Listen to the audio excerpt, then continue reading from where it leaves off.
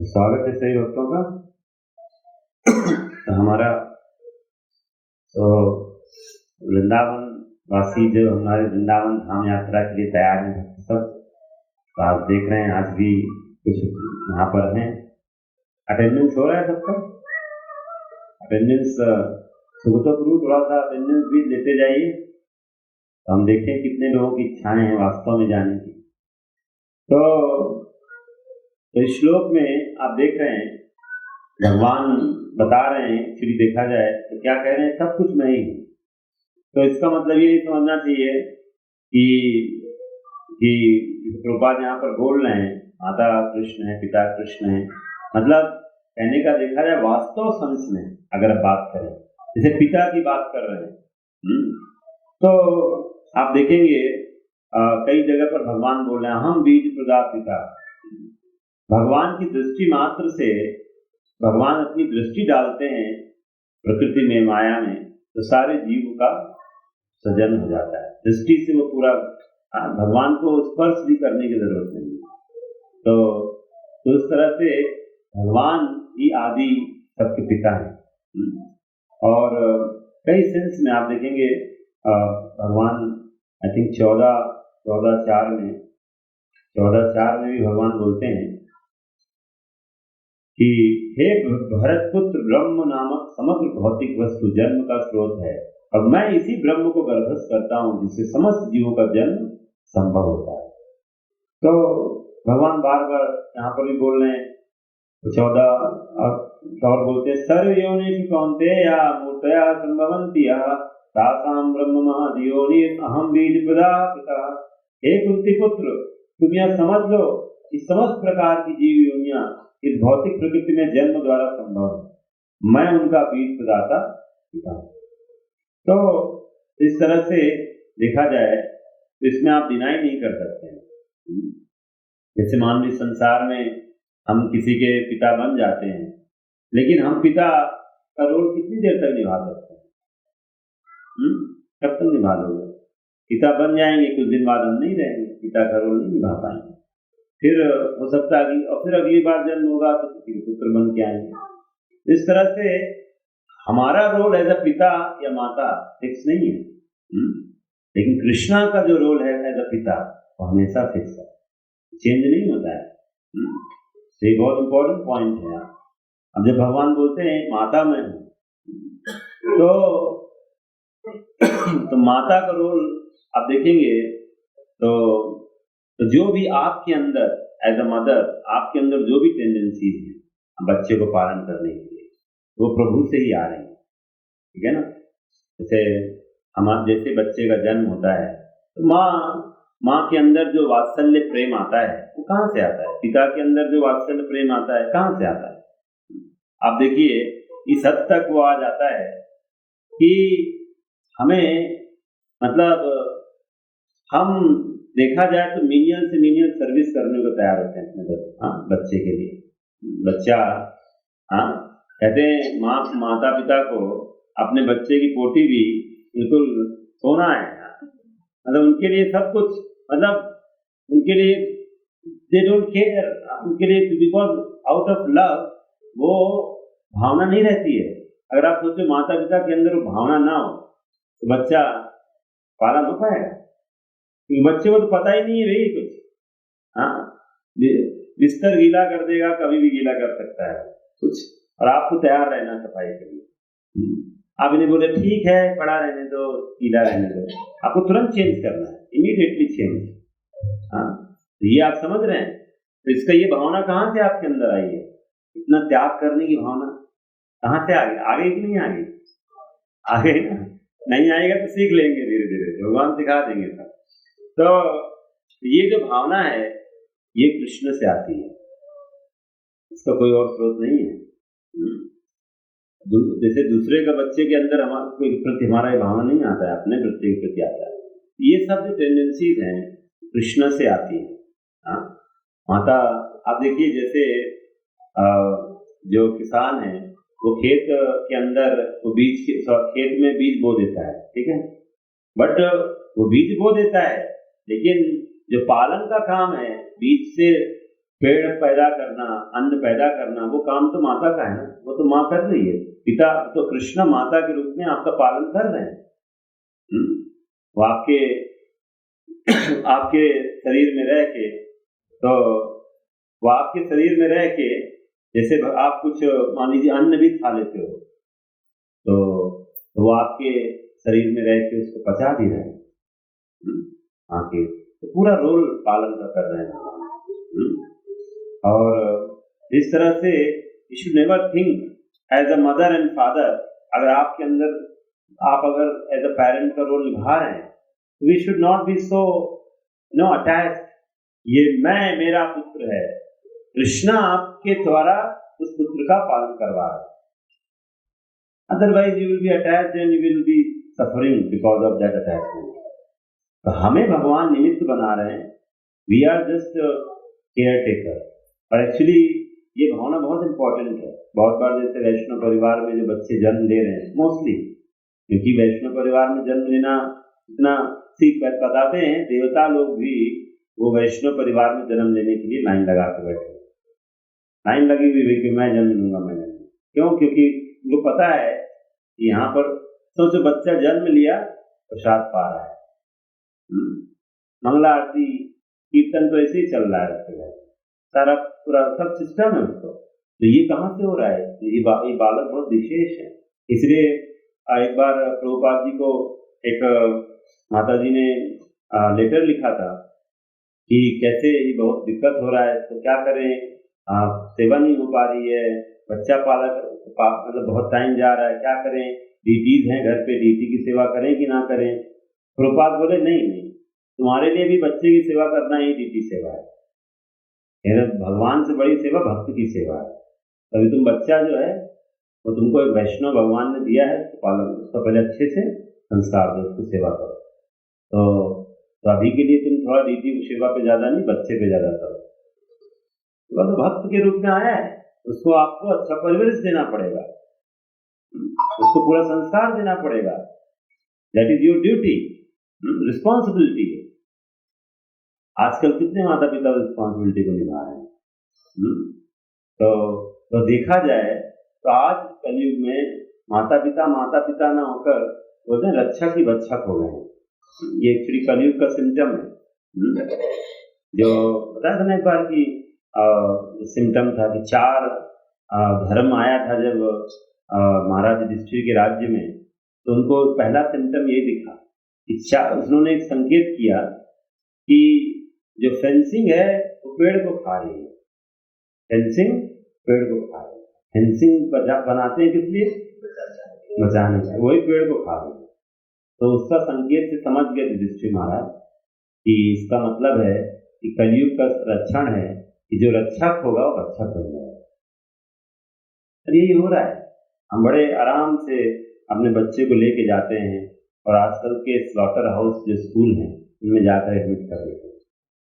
ये slaughter house है कि जो लो मेरे बच्चे का अब आत्मा का कत्ल कर दो, अब इसको आत्म तत्व का जो नामो निशान मिटा दो, इसको बिल्कुल मशीन बना दो। आत्मा का शब्द इसको सुनाई भी नहीं देना चाहिए, दिखाई भी नहीं देना चाहिए। तो इस तरह से हम पूरा उसको हार्ड कोर मटीरियलिस्ट बना के निकालते हैं। That means we have killed the soul. Killed in the sense उसको हमने पूरी तरह से और बॉन्डेज में डाल दिया।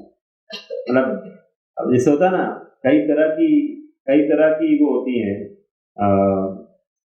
कॉन्शियसनेस होती है। तो एक होती है जो बहुत ही ज्यादा डल कॉन्शियसनेस होती है। तो आजकल उसी लेवल पर नीचे से, जैसे पेड़ पौधे होते हैं ना, पेड़ पौधे संकुचित चेतना होती है, तो वैसे ही पूरी हालत है। मनुष्य जन्म मिला है लेकिन उसको पूरा जानवर बना दिया। क्योंकि देखा जाए तो मनुष्य जीवन बहुत फेवरेबल है कि हम थोड़ा सा स्लाइट उसको अगर फैनिंग करेंगे तो कृष्ण भक्ति जागृत हो जाएगी। That is not happening. तो जैसे भगवद गीता में भी आता है धुएं का आवरण, अलग अलग आवरण है। तो इसी तरह से देखा जाए तो ये बहुत ही हम लोगों का आज की जो सभ्यता है बहुत ही गिरी हुई सभ्यता है। इसीलिए हम एज अ माता पिता अगर नेचुरली एक्ट करें तो हम बच्चे के लिए कृष्ण कॉन्शियसनेस, उसका वेलफेयर देखेंगे, इसमें कोई डाउट नहीं। जैसे गाय माँ के रूप में हमें हमारा पालन करती है, इस तरह से हमें दूध देती है। ये सब भगवान ही एक्चुअली माँ का रोल निभा रहे हैं, ये आप समझिए। तो जैसे 7 तरह की माताएं बताई गई हैं, तो कृष्ण ही इनको रिप्रेजेंट, वो कृष्ण के ही एक्चुअली रिप्रेजेंट कर रहे हैं। इसको कभी नहीं सोचना चाहिए कि इनका अलग एग्जिस्टेंस है, इनके अंदर जो इंस्टिंक्ट आया है बिकॉज ऑफ कृष्ण। आगे भगवान बोलते हैं मैं इस जगत का रक्षक हूँ, धाता। तो इसमें बताया जा रहा है कि कैसे भगवान रक्षक हैं। आप देखिए सूर्य सूर्य का तापमान कैसे कंट्रोल में है। आप देखो सूर्य अगर अपना फुल बोले हम फुल देंगे, अब पूरा तापमान देंगे तो जीवन ही खत्म हो जाएगा। तो इतना सिस्टम बनाया गया है। आप देखो अगर समुद्र वो अगर बॉर्डर में ना रहे पूरा डूब जाएगा। हर चीज आप देखो भगवान ने परफेक्ट अरेंजमेंट किया है हमारी रक्षा के लिए, पूरी व्यवस्था की है। ऑक्सीजन का अभाव हो जाए तो हम सब मर जाएंगे। तो इस तरह से आप देख रहे हैं कि सब प्रभु अपना रक्षा का काम निभा रहे हैं। भगवान बोलते हैं मैं इस जगत का पितामह। तो पितामह जैसे होते हैं, आप देखेंगे ग्रैंडफादर, जैसे भीष्म पितामह थे, तो भीष्म पितामह, तो ऐसे भगवान कह रहे हैं पितामह। इस संसार में आप देखो जो ग्रैंडफादर जो होते हैं, उनको माता पिता से तो बच्चे को कभी कभी डर लगता है, लेकिन ग्रैंडफादर से डर नहीं रहता, जाकर सब शेयर करेगा। तो इस संसार में लेकिन ग्रैंडफादर कितने दिन तक रहते हैं? हाँ, ग्रैंडफादर ज्यादा प्रेम नहीं मिल पाता है आजकल, तो कहाँ मिल पाते हैं जल्दी। तो लेकिन भगवान एज अ ग्रैंडफादर वो सबको अधिक स्नेह देते हैं, पितामह की तरह ज्यादा स्नेह देते हैं और पूरा समय देते हैं। अब आपके सोचिए वो पितामह बनकर आपके हृदय में बैठे रहते हैं और आपको पूरा पालन करते हैं, ध्यान देते हैं, हृदय में रह के आपका पूरा वो मार्गदर्शन कर रहे हैं, वो इंतजार कर रहे हैं, देखा जाए कि कब ये मेरी तरफ आएगा, गिव हिम फुल सपोर्ट। इस तरह से भगवान एज पितामह रोल निभा रहे हैं और बोलते हैं वेद्यम अहम अस्य जगता, मैं ही जानने योगी। इसमें पूरा गीता में आप देखेंगे श्लोक भरे पड़े हैं। तो हमें हमारा जीवन का उद्देश्य क्या है? कृष्ण को जानना। वो सारा वो ज्ञान जो हमें कृष्ण की तरफ लेके जाता है वही एक्चुअली ज्ञान है, बाकी सब अज्ञान है जो हमें कृष्ण से दूर ले जाता है। तो इसीलिए वेदै सर्वैर अहमेव वेद्यो, सारे वेदों के द्वारा मुझे ही जानना चाहिए, यही उद्देश्य है। नॉलेज का उद्देश्य कृष्ण को जानना है। और एकमात्र पवित्र महामस्य जगता, मैं क्या हूं? एकमात्र पवित्र वस्तु है। आप देखोगे गीता के 10वें अध्याय के 12वें श्लोक में भी अर्जुन बोलते हैं कि आप परम पवित्र हैं कृष्णा, आप परम पवित्र हो। बहुत बार लोग बिना किसी क्वालिफिकेशन के कृष्ण को देखना चाहते हैं, उनसे मिलना चाहते हैं, बट पहले आप क्वालिफाई तो हो जाओ, आप पवित्र तो बनो, कृष्ण अपने आप आपके सामने प्रकट हो जाएंगे। तो वी नीड टू डिजर्व फिर बेटर, पहले डिजर्व करो फिर डिजायर करो। तो इसीलिए हमें पवित्र बनना पड़ेगा। जैसे आग, अगर आपको आग से मिलना है तो आपको आग बनना पड़ेगा, तभी आग के पास रहता है। जैसे कृष्ण से मिलना है, कृष्ण से जुड़ना है, तो हमें पूरा पवित्र होना पड़ेगा। We have to work on our purity, शुद्धता पर हमें वर्क करना पड़ेगा। ये संसार इस तरह से बनाया गया है कि आपको पूरा गंदा कर सकते हैं। पूरा इस संसार में ये सब लोग आसपास पूरी दुनिया में अगर देखा जाए तो वातावरण पूरा गंदगी, गंदा वातावरण, कलयुग में खासकर। इसलिए we have to keep endeavouring, प्रयास करते रहना चाहिए कि अपने आप की प्योरिटी को हम मेंटेन करें। बहुत जरूरी है, we have to be very careful in this age of Kalyug. तो शुद्धता, तो प्रभुपाद इसीलिए बोलते हैं प्योरिटी इज अ फोर्स। जैसे बहुत बार अगर आपके अंदर शुद्धता है तो अपने आप ही पीपल विल गेट अट्रैक्टेड। आपको मतलब इसके लिए ज्यादा और कुछ नहीं है, इसे बहुत बार जैसे लोग बोलते हैं कि अरे मुझे तो मेरे पास ना ये योग्यता होना चाहिए, वो योग्यता होना चाहिए, so no material thing can help you.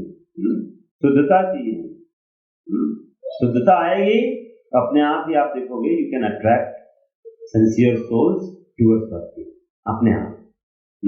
इसीलिए हमें ज्यादा मटेरियल एफर्ट्स नहीं मारने चाहिए। बहुत बार लोग सोचते हैं प्रचार के लिए कुछ इधर का वो टेक्निक लगाएंगे, वो टेक्निक लगाएंगे, ये सब काम नहीं करता है। हाँ, तो ये सिर्फ और सिर्फ काम करता है अपने शुद्धता पर काम करने, ठीक है ना। तो कृष्णा शुद्ध है, उनका नाम शुद्ध है, उसका आश्रय लेंगे तो हम भी पवित्र हो जाएंगे। और कृष्णा फाइनली बोलते हैं कि उनका ओंकार शब्द ध्वनि जो है वो उन्हीं का वही है, जगत में ओंकार ध्वनि। तो हरे कृष्ण महामंत्र और ओंकार में कोई अंतर नहीं है। और प्रभुपाद लिखते हैं ओंकार श्री कृष्ण की निर्विशेष शब्द ध्वनि है, परंतु हरे कृष्ण मंत्र में श्री कृष्ण के 16 नाम है। श्री कृष्ण का नाम वेदों में भी गुप्त है।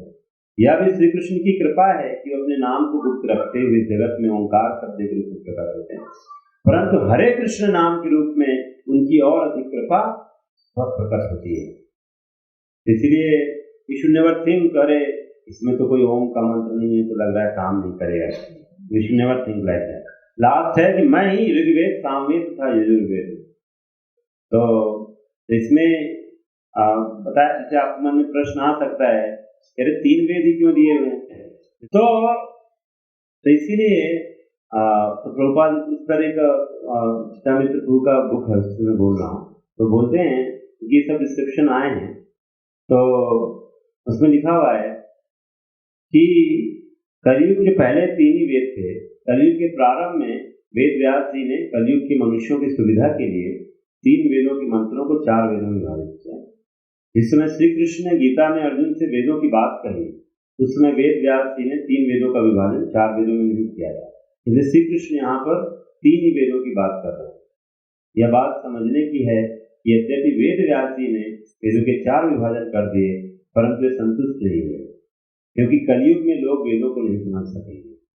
अतः उन्होंने श्रीमद् किसकी रचना की? श्रीमद् भागवतम की रचना, जिसमें वेदों का तात्पर्य आसानी से समझ में आता है।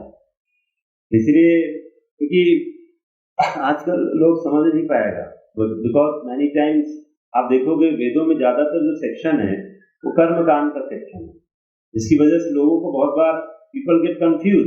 उनको लगता है कि जीवन का उद्देश्य है कि धर्म कर लो, थोड़ा सा अर्थ कमा लो, फिर काम की पूर्ति कर लो, फिर कहीं जाकर मुक्ति का हम सोचेंगे। इस तरह से ये नहीं है उद्देश्य। तो इसीलिए उन्होंने जब श्रीमद् भागवतम लिखा, then Ved Vyas got very satisfied, क्योंकि श्रीमद् भागवतम में वो कहीं पर भी कोई स्कोप नहीं है, वहां पर भगवान की शुद्ध भक्ति को प्रमोट किया गया है। कैटअप धर्मों को त्याग किया गया है भागवतम से, डायरेक्ट कृष्ण की शुद्ध भक्ति को प्रमोट किया गया। इसलिए भगवद गीता में भी आप देखोगे तो निस्त्रय गुण्य भव अर्जुना, क्योंकि भगवान साहब साहब बोलते हैं वेदों की जो फ्लावरी लैंग्वेज है, वेदों की जो लैंग्वेज है बहुत फ्लावरी है, तो उससे कह रहे ऊपर उठो, ये अलंकार में चीजों पे अट्रैक्ट मत हो। भी बहुत बार इन सब जगहों पर आपको दिया गया है कि कैसे स्वर्ग प्राप्ति के लिए क्या प्रयास करने हैं, ये सब वेदों में। इसलिए लोग क्या है नॉर्मली वेद पढ़ते हैं बट दे डोंट अंडरस्टैंड कि पर्पस क्या है, कृष्ण को प्राप्त करना। तो यहाँ पर हम इसको समाप्त करते हैं और आपको थोड़ा सा लेके चलते हैं 15 मिनट वृंदावन धाम की।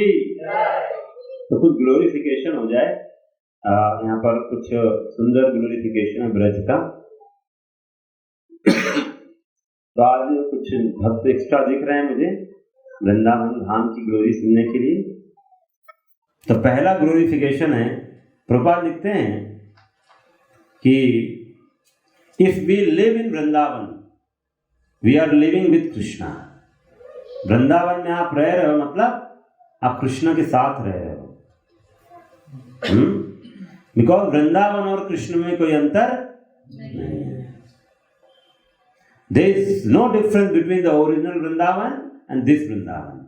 आप कह सकते हो अरे ये और वो धाम में अंतर है क्या? कोई अंतर नहीं है। गोलोक धाम और इससे वृंदावन में कोई अंतर। Vrindavan is so powerful, Prabhupada लिख रहे हैं वृंदावन बहुत शक्तिशाली है जब वहां पर रहना। This Vrindavan is Krishna's house, Krishna का घर है ये, इसलिए गोलोक वृंदावन के बराबर है, उतना ही महान है। तो बहुत बार जैसे बहुत लोग सोचते हैं कि हम वृंदावन टिकट खरीदेंगे तो चले जाएंगे, पहुंच जाएंगे वृंदावन, तो ये गलत फहमी में मत रहिए। वृंदावन कोई टिकट खरीद के नहीं जा सकता है। वृंदावन कितनी बार टिकट खरीद लिया नहीं पहुंच पाए, वहाँ तक 1-2 बार हो गया ना आपका पुरी में ना, टिकट से नहीं होता है।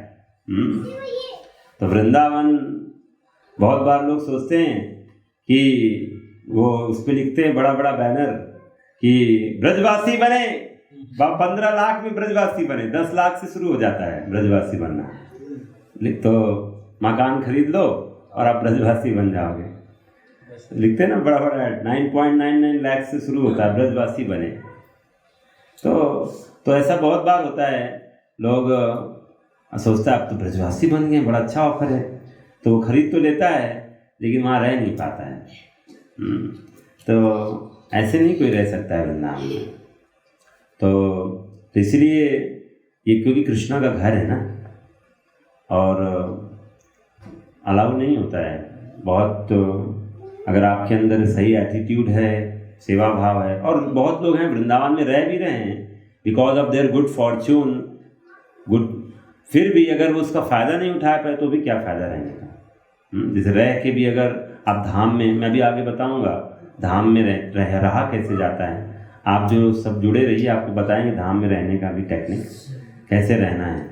ऐसे तो गए जैसे आए रांची में रह रहे हैं वैसे धाम में रहेंगे, तो ऐसा नहीं है, आपको एक एटीट्यूड भी डेवलप करना पड़ेगा। तो ये एक प्रभुपाद जी का आपको बताया, उनकी वृंदावन डेज से है। और एक जगह प्रभुपाद बोलते हैं श्रीमद् भागवतम के 4.8.42 परपट से है, places of pilgrimage yield a special advantage for a devotee in quickly advancing in spiritual life. अगर आप धाम में रह रहे हो तो ये बहुत अच्छा एडवांटेज है, बहुत आपको जल्दी लाभ मिलेगा भक्ति में, जल्दी क्विकली प्रोग्रेस करने में। बहुत बार लोग पूछते हैं कैसे जल्दी हम प्रोग्रेस करें, तो इसलिए जब यात्रा में आप जाते हो तो आपको एकदम से जैसे होता है ना इंजेक्शन मिल जाता है, पुश मिलता है भक्ति करने का। आप लोग सब देखिएगा, ऐसा तो कभी नहीं हुआ है कि कोई यात्रा में गया उसके बाद उसकी भक्ति ना बढ़े। किसी का मान लीजिए 4 माला है तो एकदम से 16 माला में जंप हो जाए, कोई शुरू नहीं कर रहा था तो 4 माला शुरू कर देगा। तो कुछ भी धाम में जाके भगवान आप बस मतलब आप बिल्कुल सरेंडर भाव से जाएंगे कि जो हमें जहाँ लेके जाया जाएगा वहाँ जाएंगे, इसके अलावा हम अपना कोई मनमानी नहीं करेंगे।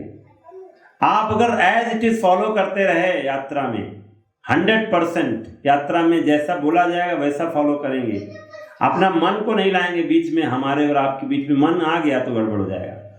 तो आप देखेंगे कि आपको 100% वहाँ पर विशेष कृपा मिलेगी, इसमें कोई डाउट नहीं है। वृंदावन धाम के देखो लोग इतना दुखी हो गए क्या सुनकर? हाँ, थोड़ा खुश रहिए।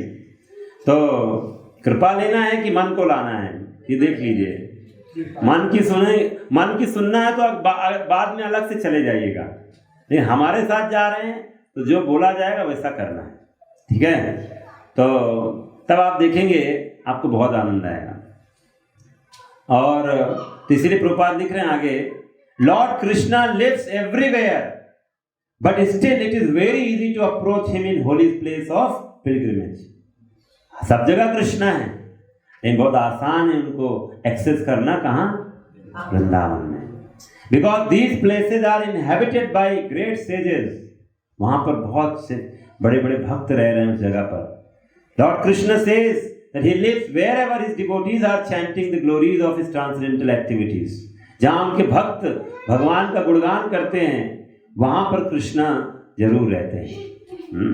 तो धाम का मतलब होता है कि आप वहाँ पर जाकर तुरंत प्रभु के सानिध्य में आ जाते हैं। तो इसलिए प्रभुपाद लिख रहे हैं यहाँ भारत में कई धाम है, प्रयाग, मथुरा, एंड सब इनमें से सबसे ऊपर है वृंदावन, टॉप मोस्ट। और फिर लिखते हैं, प्रभुपाद लिखते हैं, there are 12 forest in the area of Vrindavan. 12 बहुत फॉरेस्ट है वैसे, 12 मुख्य हैं। Pilgrims from all parts of India assemble together and visit all 12 of these forests. सारी दुनिया के लोग आते हैं इन 12 वनों को दर्शन करने के लिए।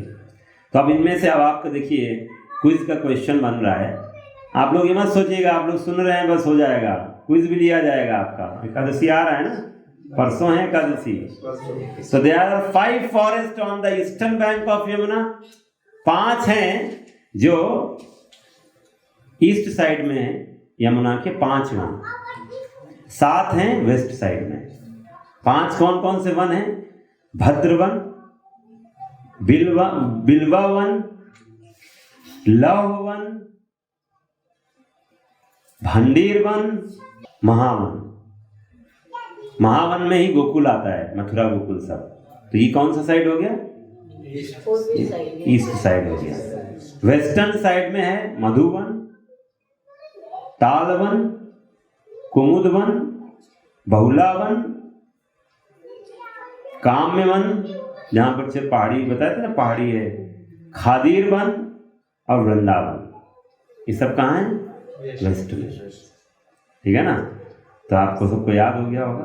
तालवन ये वही है जो ताल फॉरेस्ट जहां पर था ना, जहां पर धेनुकासुर महाशय का वध हुआ था। याद है, धेनुकासुर को मारा था भगवान ने, ठीक ना। तो हर वन की कोई ना कोई खासियत है, वो मैं आपको आगे बताऊंगा। तो एक और सुंदर बात है, और जब वो रास्ते में जाते थे, कहते हैं जब वो वृंदावन आ रहे थे महाप्रभु, जब वृंदावन आ रहे थे रास्ते, तो वृंदावन तो रास्ते में कह रहे थे उनका प्रेम 100 गुना बढ़ गया था। जब पुरी में था और जब वो रास्ते में आ रहे थे ना, आप जब यहाँ से जाओगे ट्रेन से तो आपको ये नहीं लगना, आपको ट्रेन जर्नी वर्नी नहीं कुछ, आपको लगे आप वृंदावन के पास पहुंचने वाला हूं। हाँ, अक्रूर जी जो मथुरा से निकले थे, नंदगांव पहुंचे थे कृष्ण को लेने के लिए। तो सुबह निकले थे, शाम तक पहुंचे थे। सोचो क्योंकि डिस्टेंस कितनी है? हाँ, लगभग 20 किलोमीटर मान लो, 20-25 किलोमीटर। लेकिन इतना क्यों? बीच में इतना उनको भाव आ रहा था, रुक जा रहे थे, कृष्ण के चरण देख लेते थे।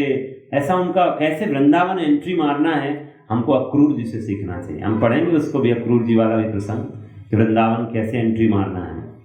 तो चैतन्य महाप्रभु आ रहे थे, तो वृंदावन के रास्ते में है, तो 100 गुना उनका प्रेम बढ़ गया कृष्ण के प्रति।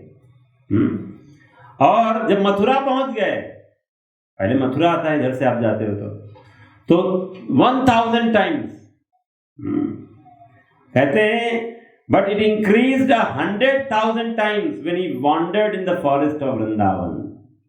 मतलब तब तो कहते हैं 100,000 मतलब क्या, लाख, हाँ 1 लाख गुना।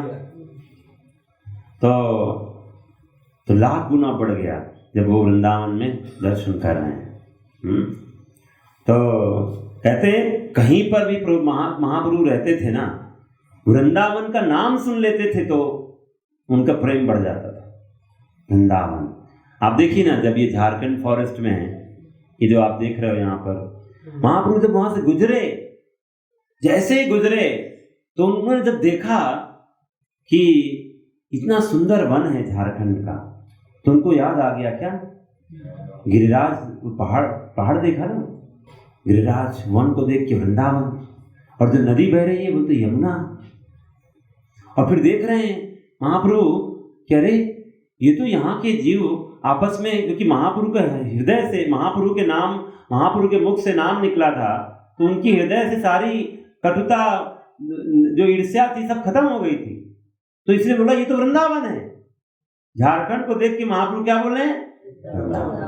तो इसका मतलब महाप्रभु की इच्छा क्या है? पूरा झारखंड को क्या बना दे? वृंदावन बना दे। हरि बोल। तो आप लोग तैयार, इसलिए आप लोगों का योगदान बहुत इंपॉर्टेंट है। महाप्रभु के मिशन में आप लोग शामिल हैं, ठीक है ना। तो अपने हृदय को, अपने घर को, ऑफिस को, आसपास पड़ोस को क्या बनाना है? हाँ, वृंदावन की कॉन्शियसनेस को आपको डेवलप करना है। ये महाप्रभु की इच्छा है और होके रहेगा। तो आप लोग बहुत भाग्यशाली हो। किसी चैतन्य महाप्रभु जब वृंदावन जा रहे हैं तो वो जो प्रेम है वृंदावन का, वो झारखंड में उन्होंने प्रकट करा दिया। अब प्रकट ही नहीं, अंदर ही नहीं, वहां की जितने जीव थे सबके अंदर प्रकट करा दिया। तो विशेष कृपा है झारखंड वासियों पर, हम सब पर। आए थे नारू गोपाल प्रभु, तो उन्होंने भी बताया था, कितना सुंदर कथा सुनाया था। तो इस तरह से आप समझ रहे हैं, महाप्रभु एक बार तो ऐसा हुआ कि महाप्रभु वृंदावन जाने के लिए इतना आतुर थे। जगन्नाथपुरी से आ रहे थे, रास्ते में शांतिपुर, तो बताते हैं तो नित्यानंद प्रभु बोले, महाप्रभु आइए वृंदावन में आपको लेके चलता हूं। और वो गंगा थी, उसको बोल दिया यमुना है, और महाप्रभु को लेके आ गए शांतिपुर। महाप्रभु जब देखे शांत, पहले तो महाप्रभु उतना आनंद भाव में, भाव आवेश में थे कि उनको वास्तव में वो यमुना की तरह ही लग रहा था। तो जब पहुंच गए तो उन्होंने देखा, अरे यहाँ पर अद्वैताचार्य क्या कर रहे हैं, अरे तुम क्या कर रहे हो? तो फिर देखा, अरे शांतिपुर कहाँ गया मैं? बोला, अरे प्रभु आप जहां हैं वहां ही वृंदावन है। भगवान कृष्ण जहां वही वृंदावन, तो आप चैतन्य महाप्रभु जहां है वही वृंदावन है। तो चीट कर दिया तुमने मेरे साथ। तो अगली बार जब महाप्रभु वृंदावन आने के लिए तैयारी कर रहे थे, ये तो फर्स्ट टाइम तो चीट हो गए, वापस फिर चले गए महाप्रभु। दोबारा जब आने की प्रयास थे तो सब भक्त बोले, महाप्रभु मुझे ले चलो अपने साथ। बोला, मुझे ले चलो, इस बार तुमको तो नहीं ले जाऊंगा, तुमको नहीं ले जाऊंगा। सबको बोला मैं। फिर एक वो बलभद्र भट्टाचार्य को लेकर आए थे। एक देखोगे, एक है इसमें, एक है ना भक्त जो महाप्रभु का असिस्टेंट बनकर आया था। तो वो आप सोचो, आपके सामने शेर आके डांस कर रहा है, आप डांस कर पाओगे क्या? ये बोला जाता है जैसे कि सभी जीवों के हृदय में कौन है? भगवान है। सभी जीव भगवान का अंश हैं, तो क्या सबको गले लगा लें? डिस्क्रिमिनेशन तो करना पड़ेगा ना। वी शुड अंडरस्टैंड, हम अंदर से हम सब आत्मा है, प्रभु के अंश हैं, पर बाहर से हमें डिस्क्रिमिनेट करना पड़ेगा बॉडी के हिसाब से, बिकॉज हम सब अभी बॉडी के हिसाब से एक्ट कर रहे हैं। तो दूर से ही हम सम्मान करें किसका? शेर का। पास जाने की नहीं जरूरत है। बलभद्र भट्टाचार्य महाप्रभु तो पूरा आनंद में डांस कर रहे हैं, उनके वो बेचारे डर रहे हैं, बहुत डर लग रहा है कहीं ये छलकी इधर उधर न कर दे, तो वो बड़े डर में है। लेकिन ये सब आनंद में पूरा है। तो इस तरह से महाप्रभु जब वृंदावन में हैं, क्या जीवन था महाप्रभु का, वो हम सुनेंगे। थोड़ा ये सब याद दिलाना। महाप्रभु का वृंदावन यात्रा सुंदर यात्रा है। कैसे वो जब जाते हैं तो सुख और शादी, वो कितना सुंदर गीत गाते हैं, बहुत अच्छे भजन हैं। इसलिए महाप्रभु कैसे वृंदावन में रहे। हाँ, एक बार की बात है, अब आ ही गए हैं तो थोड़ा सा तो महाप्रभु का गुणगान हो जाए। एक जगह है, जब आप परिक्रमा मार्ग में जाते हो तो एक जगह है इमली तला। तो इमली तला, उसको मैं और डिटेल में इमली तला के बारे में बाद में बोलूँ। तो वहाँ महाप्रभु रोज आकर बैठते थे, मथुरा से इमली तला आते थे। तो पहले एक्चुअली वृंदावन में ज़्यादा मंदिर नहीं थे, तो इमली तला में रोज आते थे। और तो उनके पास खबर आई कि कृष्णा आ गए हैं वृंदावन। कृष्णा रोज जमुना में दर्शन दे रहे हैं रात में, और कालिया के ऊपर दर्शन दे रहे हैं रोज। महाप्रभु वहां बैठे थे, रोज कथा करते थे, कुछ लोग आते थे, उनके पास आके लोग सूचना दे रहे हैं कि रात में हम सबको दर्शन हो रहे हैं कृष्णा के, कालिया की फन में बैठे हुए हैं, और कालिया के ऊपर उसका चमक रहा है मणि। रोज दर्शन हो रहे हैं, उसमें बढ़िया दर्शन हो रहे हैं रात में कृष्ण के। खबर फैल गई पूरे वृंदावन में, कृष्णा काली फिर से आ गए दर्शन देने। तो महाप्रभु मूर्ख लोग हैं, महाप्रभु समझ गए सब। तो कलयुग में ऐसे ही होता है ना, कोई भी कभी भी आके बोलेगा कृष्णा आ गए जी, यहाँ दर्शन हो रहा है, वहां दर्शन हो रहा है। और बाद में क्या पता चला कि एक मछुआरा लालटेन लेके नाव में बैठता था रोज मछली पकड़ने के लिए, और वो जब लालटेन रहता तो चमकता था। अब वो उसको देखते थे अंधेरे में, तो कृष्णा खड़े हैं, और वो जो नाव है उस तरह से लगती थी कि लग रहा है कालिया का खाना है। तो इस तरह से इतना कलयुग है। कलयुग में लोग ऐसा ऐसा कर देते हैं। तो सोचो वहां महाप्रभु कृष्ण स्वयं खड़े हैं, उनको भूल के उन्होंने कहा किसी को मछुआरे को कृष्ण बना दिए। ये कलयुग है। महाप्रभु को जरा सा भी उन पे इंटरेस्ट नहीं था, तो तुम लोग मूर्ख। तो महाप्रभु इस तरह से इमली तला में आते थे रोज दर्शन देने। तो बहुत सुंदर सुंदर लीलाएं हैं। आप जाएंगे इमली तला मंदिर में तो वहाँ महाप्रभु अभी भी उनका सुंदर सा वो इमली का पेड़ भी है, उसमें महाप्रभु बैठे हैं। वहाँ रूप सनातन का भी सुंदर मूर्ति है। तो इस तरह से वृंदावन जो है, आप अगर यमुना के किनारे चलेंगे तो सुंदर सुंदर लीला स्थलियाँ हैं। आप गोवर्धन के चारों तरफ परिक्रमा करेंगे तो सुंदर सुंदर लीलाएं स्थलियाँ हैं।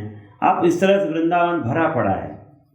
हाँ, अगर आप एक एक जगह पर रुक रुक के अगर आप परिक्रमा करने लग गए तो पूरा दिन भर परिक्रमा करते रहेंगे। इसलिए Vrindavan is full of sweet pass times.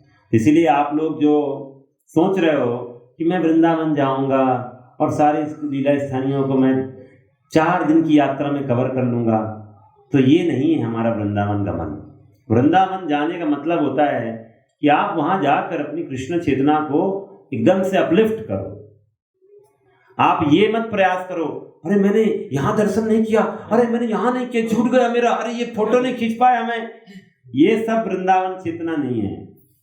Vrindavan जाने का मतलब अगर एक जगह भी आपको बैठा दिया जाए और आपकी कृष्ण भक्ति में प्रोग्रेस होना चाहिए, वो होगा निश्चित रूप से। कथा श्रवण करना है वृंदावन में। साइट सीइंग ज्यादा के चक्कर में पड़े तो आपका सिर्फ नोट जेब खाली होगा और आप थक जाएंगे, हार के सो जाएंगे जाके खा पी के, कुछ फायदा नहीं वृंदावन। इसलिए ट्राई टू अंडरस्टैंड, वृंदावन की रियल ग्लोरी है आप धाम में जाके कृष्ण कथा का श्रवण करें। ये है धाम। लोग बद्रीनाथ में, मैं देखा बद्रीनाथ में जाके लोग भागवत कथा श्रवण करते हैं। हाँ बताओ, तो ये क्यों ऐसा होता है? लोग धाम में जाके क्यों कृष्ण कथा सुनना चाहते हैं? क्योंकि धाम में कृष्ण की कथा सुनेंगे, इतना पावरफुल डोज है ना, हाँ बहुत पावरफुल, कि आप बिल्कुल देखो ना पोस्टमार्टम हो जाएगा आपके हार्ट का। वहां मतलब आपका कचरा हटा के डायरेक्ट कृष्णा को फिट कर दिया जाएगा, ऐसा होगा पोस्टमार्टम। तो इसलिए जो लोग ये भावना लेके वृंदावन जाने की तैयारी में, हम इतनी फोटो खींचेंगे ना, इतनी फोटो कि हम 2-4 मेमोरी कार्ड तो भर ही डालेंगे। तो कृपया करके ये चेतना से वृंदावन ना जाए। फोटो खींचना है तो हार्ट में आप कैप्चर करिए कृष्ण को, खींचिए जितना खींच सकते हैं, कृष्ण को हार्ट में कैप्चर करिए। और वो तभी होगा जब आप कान से कृष्ण की कथा को, नाम को श्रवण करोगे तो हार्ट में कृष्ण कैप्चर हो जाएंगे। आंख से नहीं होगा कैप्चर कृष्ण, कान से करना पड़ेगा। आंख से आपको बहुत कुछ गंदगी भी दिख सकता है वृंदावन में। वृंदावन में आपको ना कहेंगे अरे तो सुअर भी घूम रहा है वृंदावन में। वृंदावन में गंदी नाला भी है। ये वृंदावन है, हम तो सुने थे कथा में, वृंदावन तो दिव्य, वृंदावन रम्यस्थान दिव्या चिंतामणि धाम रतना मंदिर मनोहर। तो आप ये सोच रहे हो या आप सुन रहे हो वृंदावन ऐसे ही है, बट आपके अंदर अभी योग्यता नहीं है उस वृंदावन को देखने की। इसलिए वृंदावन में जाएंगे तो चुपचाप सुनना है, मतलब कोई भी सुनने का मौका नहीं गंवाना है। दर्शन देखने का मौका गंवा सकते हैं, सुनने का मौका मत गंवाइएगा। ठीक है, तो आज का ये मैसेज है। यही सब पे हमारा क्विज भी होगा परसों, तो आप सब अपना मोबाइल तैयार कर लीजिए, चार्ज करके रखिए, काउट क्विज करेंगे हम 15, ठीक है ना? सब होगा जो चल रहा है, ठीक है। तो विराम देते हैं। वृंदावन धाम यात्रा 2022 के, कार्तिक यात्रा महामहोत्सव के, सदा दामोदर के, प्रभुपाद के जय, जय और प्रमानंदे।